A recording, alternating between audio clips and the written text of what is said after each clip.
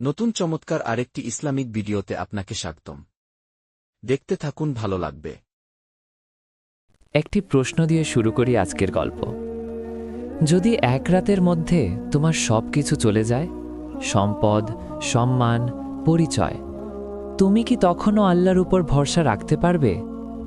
এই গল্পটি এমন একজন মানুষের যার সব কিছু চলে গিয়েছিল, যাকে মানুষ পাগল বলেছিল, যাকে তার নিজের শহর থুথু দিয়ে তাড়িয়ে দিয়েছিল। কিন্তু সে জানতো একটাই কথা, আল্লাহ দেখছেন।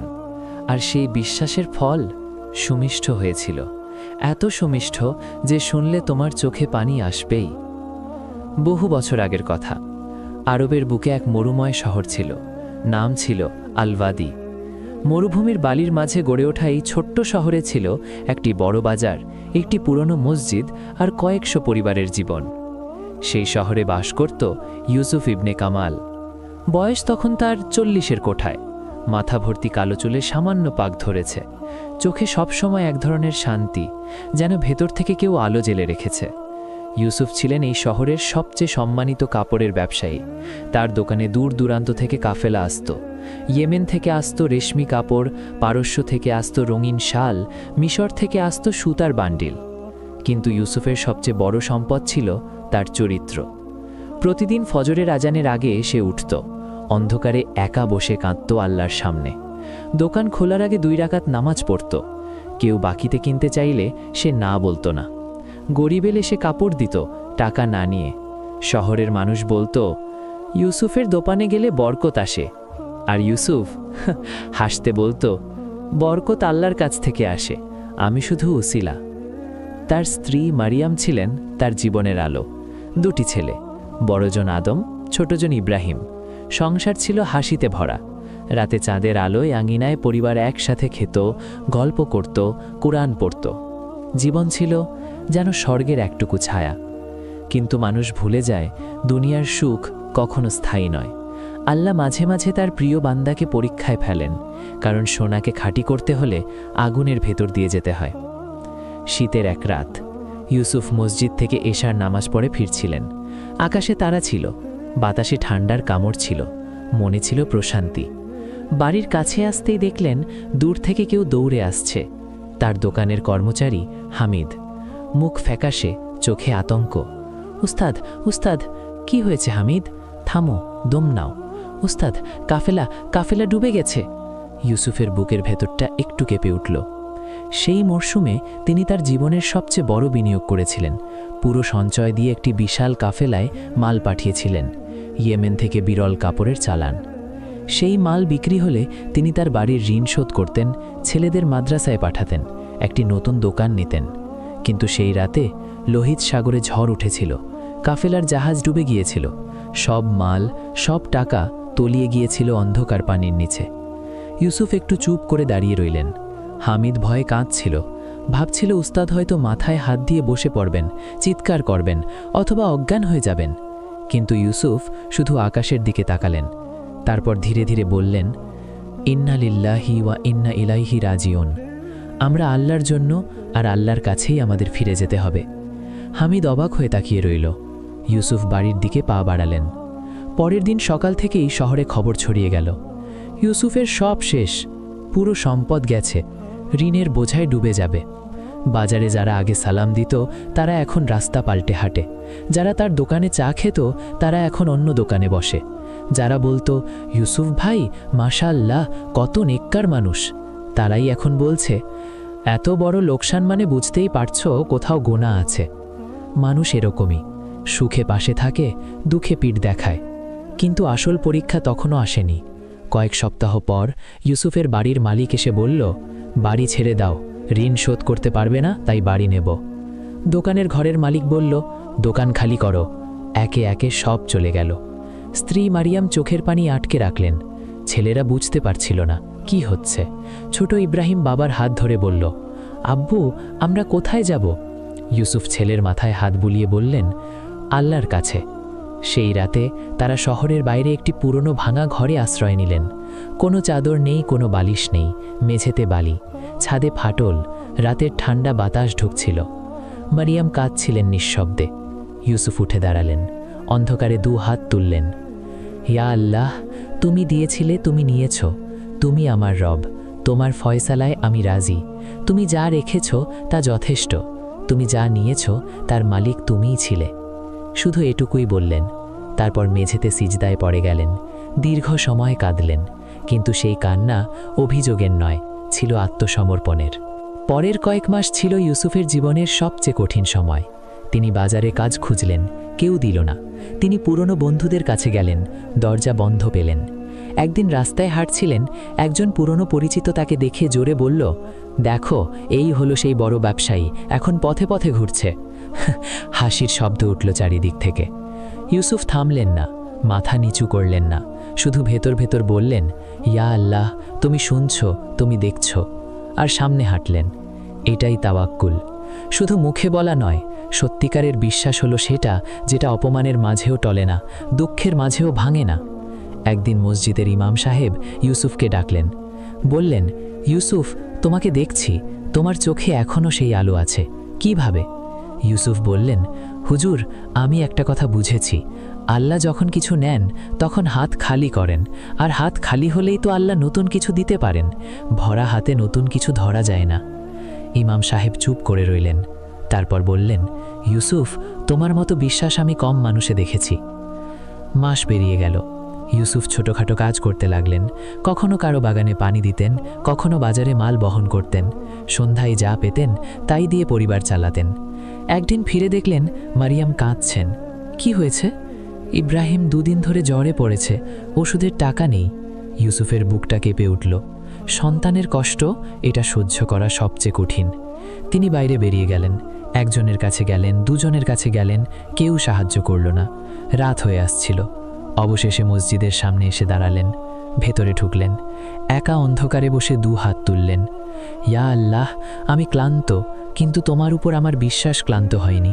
আমার ছেলেকে সুস্থ করো, তুমি শাফি, তুমি কাফি, তুমি ছাড়া আমার আর কেউ নেই। দীর্ঘ সময় কাঁদলেন, তারপর উঠে দাঁড়ালেন। মসজিদ থেকে বেরোতেই দেখলেন দরজার কাছে একজন বৃদ্ধ লোক দাঁড়িয়ে। অপরিচিত চেহারা, পথিক মনে হচ্ছে, গায়ে ধুলো, হাতে লাঠি। বৃদ্ধ বললেন, বাছা, তোমার চোখে কান্নার চিহ্ন, কি হয়েছে? ইউসুফ বললেন, কিছু না চাচা, আল্লাহর কাছে দোয়া করছিলাম। বৃদ্ধ বললেন, ছেলে অসুস্থ? ইউসুফ চমকে গেলেন, আপনি জানলেন কি করে? বৃদ্ধ শুধু হাসলেন। তারপর তার ঝোলা থেকে একটি কাপড়ের পুটলি বের করলেন। এটা নাও, আমি একজন হাকিম, এই ভেষজ দিয়ে পানি গরম করে খাওয়াও, ইনশাআল্লাহ সকালে জ্বর নামবে। ইউসুফ বললেন, চাচা, আমার কাছে টাকা নেই। বৃদ্ধ বললেন, আমি চাইনি। তারপর চলে গেলেন। ইউসুফ ঘরে ফিরলেন, ভেষজ খেয়ে পানি গরম করলেন, ইব্রাহিমকে খাওয়ালেন। ভোরের আলো ফোটার আগেই ইব্রাহিমের জ্বর নেমে গেল। ইউসুফ সিজদায় পড়ে গেলেন। এবার কান্না ছিল কৃতজ্ঞতার। এখানে একটু থামুন। ভাবুন, এই মুহূর্তে ইউসুফের কাছে কি ছিল? টাকা নেই, বাড়ি নেই, সম্মান নেই, কাজ নেই, কিন্তু আল্লাহ ছিলেন। আর আল্লাহ থাকলে সত্যিই কি আর কিছু লাগে? এই প্রশ্নটা নিজেকে জিজ্ঞেস করুন, কারণ গল্পের সবচেয়ে বড় মোড় এখনও আসেনি। একটা কথা আছে, রাত যখন সবচেয়ে গভীর হয় তখনই ভোরের আলো সবচেয়ে কাছে থাকে। ইউসুফ জানতেন না তার জীবনের সবচেয়ে বড় পরিবর্তন মাত্র কয়েকদিন দূরে। সেদিন সকালে বাজারে গিয়েছিলেন ছোটোখাটো কাজের আশায়। বাজারে ঢুকতেই দেখলেন একটা বড় কাফেলা এসে থেমেছে। উটের শাড়ি, মালের বোঝা, সঙ্গে অনেক লোক, দূরদেশের পোশাক, অপরিচিত চেহারা। কাফেলার সর্দার ছিলেন একজন বয়স্ক ব্যবসায়ী, নাম আবু সালেম। চোখে তীক্ষ্ণ দৃষ্টি, গলায় কর্তৃত্বের সুর। তিনি বাজারে ঢুকে চারদিকে তাকাচ্ছিলেন। হঠাৎ ইউসুফের দিকে চোখ পড়ল। কাছে এলেন, জিজ্ঞেস করলেন, তুমি কি এই শহরের মানুষ? জি। কাপড়ের ব্যবসা জানো? ইউসুফ একটু থামলেন, তারপর বললেন, আগে করতাম। আবু সালেম তার চোখের দিকে তাকিয়ে রইলেন কিছুক্ষণ। মানুষ চেনার অভিজ্ঞতা যাদের আছে তারা চোখ দেখেই বুঝতে পারেন সামনের মানুষটা বিশ্বাসযোগ্য কিনা। তিনি বললেন, আমার সাথে এসো। কাফেলার তাঁবুতে বসলেন 2 জন। আবু সালেম বললেন, আমি বহু দেশ ঘুরেছি, মানুষ চিনি। তোমার চোখে একটা জিনিস আছে যা আমি খুব কম মানুষে দেখেছি, সততা এবং প্রশান্তি। আমার একজন বিশ্বস্ত প্রতিনিধি দরকার এই শহরে। আমার মাল দেখবে, বিক্রি করবে, হিসাব রাখবে, বিনিময়ে লাভের একটা অংশ পাবে। ইউসুফ চুপ করে রইলেন। আবু সালেম বললেন, কি ভাবছ? ইউসুফ বললেন, ভাবছি আল্লাহর শুকরিয়া কিভাবে আদায় করব। আবু সালেম থমকে গেলেন, তারপর ধীরে হাসলেন, বললেন, তোমার মতো মানুষই আমার দরকার ছিল। সেই দিন থেকে ইউসুফের নতুন যাত্রা শুরু হলো। আবু সালেমের মালের প্রতিনিধি হিসেবে কাজ শুরু করলেন। ছোট্ট একটি জায়গায় মাল রাখলেন, বিক্রি শুরু করলেন। কিন্তু এবার তিনি আগের চেয়েও বেশি সতর্ক ছিলেন।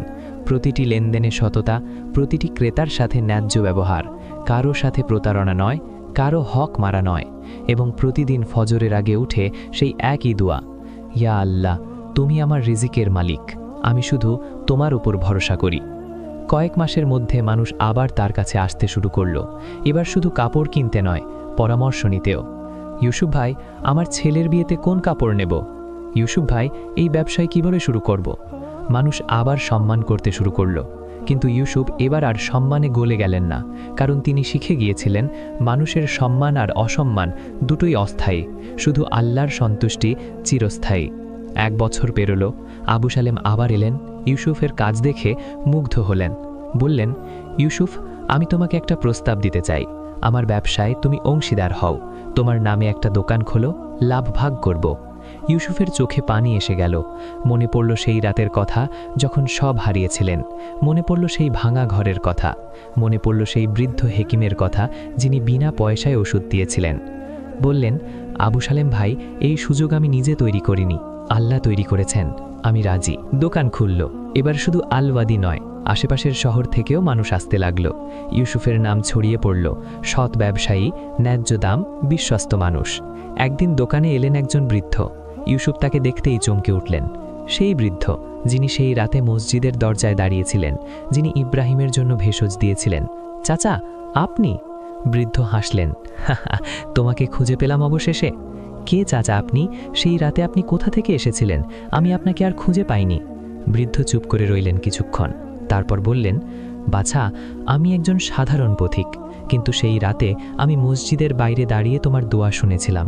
তুমি এত কষ্টে ছিলে, কিন্তু আল্লাহর বিরুদ্ধে একটি কথাও বলনি, শুধু চেয়েছিলে। আমার মন গলে গিয়েছিল। ইউসুফের চোখ ভিজে এলো। বৃদ্ধ বললেন, জানো, আমি আবু সালেমের বাবা। ইউসুফ থমকে গেলেন। আমি আবু সালেমকে বলেছিলাম এই শহরে যেতে, তোমার কথা বলেছিলাম এই মানুষটির সাথে ব্যবসা করো, জীবনে ক্ষতি হবে না। ইউসুফ কিছু বলতে পারলেন না, শুধু অনুভব করলেন আল্লাহ কিভাবে কাজ করেন। সেই রাতে যখন তিনি একা মসজিদে কাঁদছিলেন, আল্লাহ তখনই তার সাহায্যের ব্যবস্থা করে রেখেছিলেন, একজন পথিক বৃদ্ধের মাধ্যমে, যার ছেলে ছিলেন এক বড় ব্যবসায়ী। মানুষ ভাবে সাহায্য আসে না, আসলে সাহায্য আসছেই, শুধু আল্লাহর নির্ধারিত সময়ে। কয়েক মাস পরের কথা। বাজারে ইউসুফের দোকান এখন সবচেয়ে পরিচিত। সেই পুরনো পরিচিত মানুষরা যারা একদিন রাস্তা বদলে হাঁটত, তারাই এখন আসছে। একজন এসে বলল, ইউসুফ ভাই, আপনি বড় হয়েছেন, মাফ করে দিন আমাদের। ইউসুফ হাসলেন, বললেন, ভাই, আমি কাউকে দোষ দিইনি। তুমি যা করেছিলে সেটা মানুষের স্বভাব, আর আমি যা পেয়েছি সেটা আল্লাহর রহমত, দুটো আলাদা বিষয়। লোকটা লজ্জায় মাথা নিচু করল। ইউসুফ বললেন, বসো, চা খাও। এটাই ইসলাম, কষ্ট দেওয়া মানুষকেও ক্ষমা করা, কারণ যে ক্ষমা করতে পারে সে বুঝেছে আসল হিসাব আল্লাহর কাছে, মানুষের কাছে নয়। 2 বছর পেরিয়ে গেল। ইউসুফের দোকান এখন শহরের সবচেয়ে বড় কাপড়ের দোকান। আবার বাড়ি হয়েছে, এবার আগের চেয়েও বড়। আবার পরিবার একসাথে, আবার হাসি, আবার কোরআন, আবার শান্তি। কিন্তু এবারের সুখ আগের চেয়ে আলাদা। আগে সুখে একটা ভয় ছিল, হারিয়ে যাবে তো না। এখন সেই ভয় নেই, কারণ ইউসুফ এখন বোঝেন সুখ দুঃখ দুটোই আল্লাহর দান, দুটোতেই আল্লাহর পরিকল্পনা আছে, দুটোতেই কল্যাণ আছে। একদিন রাতে আঙিনায় বসে ইউসুফ আর তার 2 ছেলে। আদম জিজ্ঞেস করল, আব্বু, যখন সব চলে গিয়েছিল তখন তোমার মনে কি কখনো রাগ হয়নি আল্লাহর উপর? ইউসুফ অনেকক্ষণ চুপ থাকলেন, তারপর বললেন, বাবা, একটা কথা বলি। মনে আছে তুমি যখন ছোট ছিলে, একদিন খেলতে গিয়ে পড়ে গেলে, হাঁটুতে রক্ত বেরিয়েছিল, আমি ওষুধ লাগিয়েছিলাম, সেটা জ্বলেছিল, তুমি কাঁদছিলে, কিন্তু আমি থামাইনি, কারণ জানতাম একটু কষ্ট না হলে ক্ষত সারবে না। আদম মাথা নাড়ল। আল্লাহ আমাদের পিতার চেয়েও বেশি ভালোবাসেন। তিনি যখন কষ্ট দেন তখন বুঝতে হবে তিনি আমাদের কোথাও সারিয়ে তুলছেন। হয়তো আমার অহংকার ছিল, হয়তো আমি ভুলে যাচ্ছিলাম যে সম্পদ তার, আমি শুধু আমানতদার। কষ্ট এসে সেটা মনে করিয়ে দিয়েছে। ছোট ইব্রাহিম বলল, আব্বু, তাহলে কষ্ট কি ভালো জিনিস? ইউসুফ হাসলেন, বললেন, কষ্ট ভালো না খারাপ সেটা নির্ভর করে তুমি সেটা নিয়ে কি করো তার উপর। যদি কষ্ট পেয়ে আল্লাহর কাছে যাও সেটা রহমত, যদি কষ্ট পেয়ে আল্লাহ থেকে দূরে যাও সেটা বিপদ। চাঁদের আলো আঙিনায় পড়েছিল। তিনজন চুপ করে বসে রইলেন। সেই নীরবতায় ছিল এক গভীর শান্তি। একদিন এক তরুণ ব্যবসায়ী এসে বলল, ইউসুফ চাচা, আমার ব্যবসায় এখন অনেক ক্ষতি হচ্ছে, মনে হচ্ছে আর পারবো না। আল্লাহ কি আমাকে ছেড়ে দিয়েছেন? ইউসুফ তার কাঁধে হাত রাখলেন, বললেন, বাবা, আল্লাহ কাউকে ছাড়েন না, তিনি শুধু পরীক্ষা করেন, আর পরীক্ষায় যে ধৈর্য ধরে সে পায় এমন কিছু যা সে কল্পনাও করেনি। তরুণটি বলল, কিন্তু আমি ভয় পাচ্ছি। বললেন, ভয় পাওয়া স্বাভাবিক, কিন্তু ভয় পেয়ে আল্লাহর দিকে ফিরে যাও, পালিয়ে যেও না, কারণ পালানোর জায়গা নেই কোথাও। আল্লাহ ছাড়া আশ্রয় নেই, আল্লাহ ছাড়া আশ্রবি নেই। তরুণটির চোখে পানি এসে গেল। ইউসুফ বললেন, আমার গল্প শুনতে চাও? সেদিন ইউসুফ তরুণটিকে তার পুরো গল্প বললেন। সেই রাতের কথা, সেই ভাঙা ঘরের কথা, সেই অপমানের কথা, সেই মসজিদের কথা, সেই বৃদ্ধের কথা। গল্প শেষ করে বললেন, বাবা, আমি একটা জিনিস বুঝেছি। তাওয়াক্কুল মানে এই নয় যে তুমি কিছু করবে না, বসে থাকবে। তাওয়াক্কুল মানে হলো তুমি তোমার সাধ্যমতো চেষ্টা করবে, তারপর ফলাফল আল্লাহর উপর ছেড়ে দেবে। দরজায় কড়া নাড়বে, কিন্তু দরজা খোলে কিনা সেটা আল্লাহর ইচ্ছা। আর সবচেয়ে বড় পুরস্কার কি জানো? সম্পদ ফিরে আসা নয়, সবচেয়ে বড় পুরস্কার হলো সেই প্রশান্তি যেটা কষ্টের মাঝেও থাকে, সেই বিশ্বাস যেটা ঝড়েও টলে না। এটা আল্লাহ দেন শুধু তার বিশেষ বান্দাদের। তরুণটি চলে গেল। ইউসুফ একা দোকানে বসে রইলেন। বাইরে সূর্য ডুবছিল, আকাশ লাল হয়ে গেছে, আজানের সুর ভেসে আসছিল দূর থেকে। ইউসুফ উঠে দাঁড়ালেন। আবার সেই একই কাজ, দোকান বন্ধ করে মসজিদের দিকে হাঁটা। পথে একটু থামলেন, আকাশের দিকে তাকালেন, মনে মনে বললেন, ইয়া আল্লাহ, তুমি নিয়েছিলে, তুমিই দিয়েছ, কিন্তু সবচেয়ে বড় যা দিয়েছ তা হলো তোমার উপর ভরসা রাখার শক্তি। এই শক্তি যার আছে সে কখনো সত্যিকার অর্থে গরিব নয়। প্রিয় বন্ধু, আজকের এই গল্প শুধু ইউসুফের নয়, এটা তোমার আমার সবার গল্প। আমরা সবাই কোনো না কোনো সময় সেই ভাঙা ঘরে থাকি, যেখানে অন্ধকার থাকে, ঠান্ডা বাতাস থাকে, আর মনে হয় আর পারবো না। কিন্তু সেই মুহূর্তে একটাই কাজ করো, হাত তোলো, আল্লাহর দিকে তাকাও, বলো, ইয়া আল্লাহ, তুমি আছো, আমি তোমার উপর ভরসা করি। ব্যাস, এটুকুই যথেষ্ট। কারণ আল্লাহ কখনো তার বান্দাকে ছেড়ে দেন না। তিনি শুনছেন, তিনি দেখছেন, তিনি পরিকল্পনা করছেন তোমার জন্য, তোমার কল্যাণে। আর বিশ্বাসের ফল সত্যিই সুমিষ্ট। ইয়া আল্লাহ, আমাদের হৃদয়ে তাওয়াক্কুলের নূর দাও। কষ্টের সময় আমাদের পা যেন না কাঁপে, পরীক্ষায় আমাদের বিশ্বাস যেন না ভাঙে। আর তোমার উপর ভরসা করে যে পথ চলে তাকে তুমি কখনো একা ছেড়ে দিও না। আমিন।